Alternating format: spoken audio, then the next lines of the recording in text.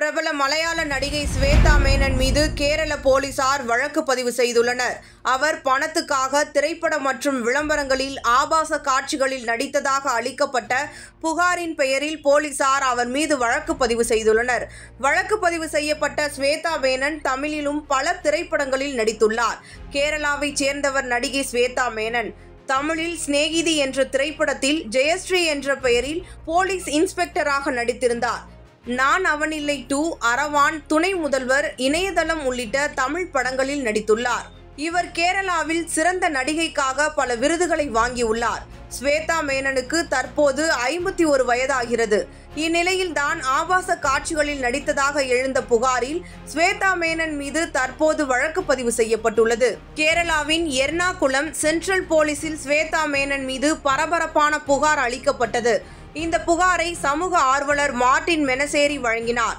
அதில் ஸ்வேதா மேனனின் திரைப்படம் மற்றும் விளம்பரங்களில் பணம் சம்பாதிக்கும் நோக்கத்தில் ஸ்வேதா மேனன் இப்படி செய்துள்ளார் என தெரிவிக்கப்பட்டது.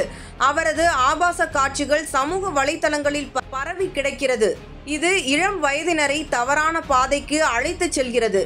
இதையடுத்து ஸ்வேதா மேனன் கேரள உயர்நீதிமன்றத்தை நாடியுள்ளார். தன் மீதான வழக்கை ரத்து செய்ய வேண்டும் என்று மனுவில் கோரியுள்ளார். தற்போது ஸ்வேதா மேனன் கேரளாவின் மலையாள திரைப்பட கலைஞர் சங்கம் தேர்தலில் போட்டியிட்டுள்ளார். இந்த தேர்தல் வரும் 15ஆம் தேதி நடைபெற உள்ளது. தற்போது ஸ்வேதா மேனனுக்கு ஆதரவுகள் குவிந்து வருகிறது. இதனால் அம்மா கமிட்டியின் முதல் பெண் தலைவராக அவர் வரலாம் என்று எதிர்பார்க்கப்படும் நிலையில்தான் இந்த வழக்கு பதிவு செய்யப்பட்டுள்ளது.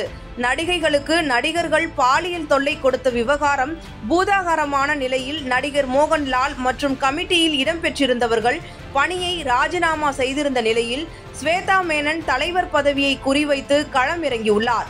தற்போது அவர் ஆபாசமான காட்சிகளில் நடிப்பதாக அளிக்கப்பட்ட புகாரில் வழக்கு பதிவு செய்யப்பட்டிருப்பது ஸ்வேதா மேனனுக்கு சிக்கலை ஏற்படுத்தியுள்ளது.